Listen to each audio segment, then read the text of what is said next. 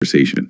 It weaves together personal growth, the intricate world of modern politics, and these surprising connections that can truly reshape your perspective. Yeah, we're exploring an insightful conversation with David Litt. You might know him, former speechwriter for President Obama and now author of It's Only Drowning.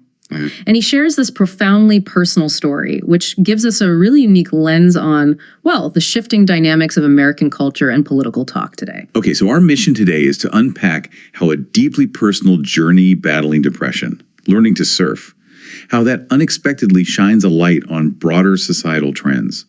Things like political polarization, the impact of social media. You'll discover how his experience with his brother-in-law offers some pretty surprising insights into connecting across divides. And what it really means to find courage in what often feels like, well, an out-of-control world. Absolutely. We'll be pulling out some potent nuggets of wisdom here.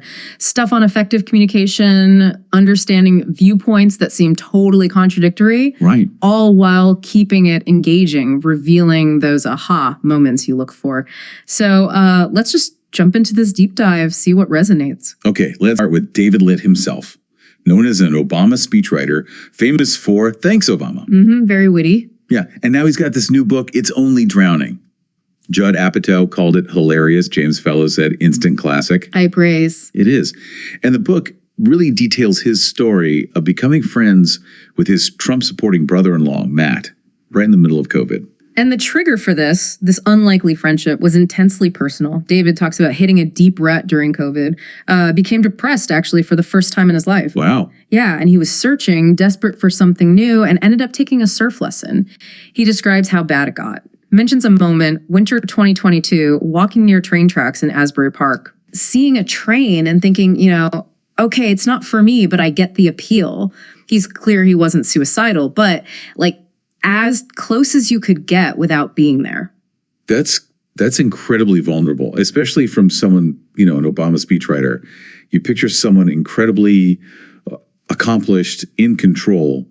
What does that tell us about the hidden struggles people face? It's a huge reminder, isn't it? That appearances, they don't tell the whole story.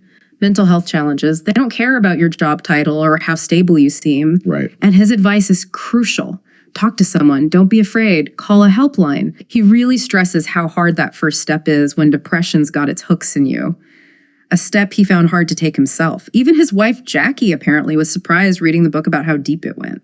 So amidst all this, in steps Matt, the brother-in-law, the unexpected surf buddy. Yeah, and they couldn't seem more different on paper. Matt's an electrician, drives a pickup. David's a writer, 2 monitors. Classic setup. Exactly. Matt threw his back out training for ultimate fighting. David threw his back lifting cat litter. Relatable. For some of us anyway. Right. But through surfing, this shared kind of vulnerable thing, they built this unlikely friendship.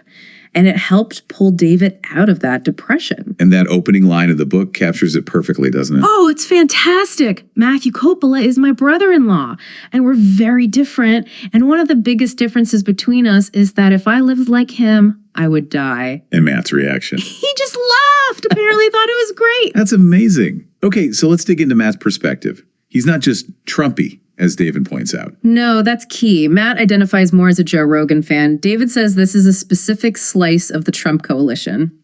Often third-party voters, not your traditional Maggie base. Yeah. It really shows the nuance within these groups. Interesting. So what's the deal with this Joe Rogan alignment? David calls it part of the manosphere.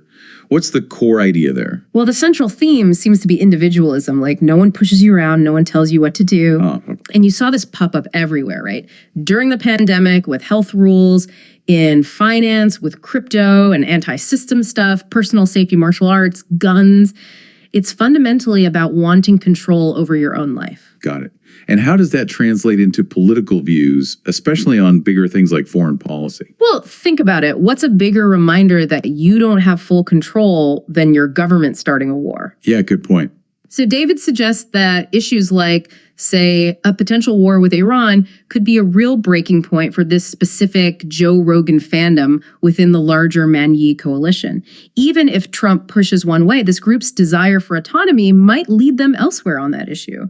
So this really complicates the picture, doesn't it? And all supporters are driven by the same things. There are these very drivers, like this deep-seated desire for self-determination. Exactly. And David argues the Democratic Party, well, they did not pick up on that nearly enough. They kind of became the party of telling you what to do. His point is that government, when it's done right, competent, smart, listening, it should actually help people take control of their own lives, protect them from bullies, not just dictate things arbitrarily. That raises a big question then about framing, right? Is a policy about control or is it about empowerment? Precisely. And just saying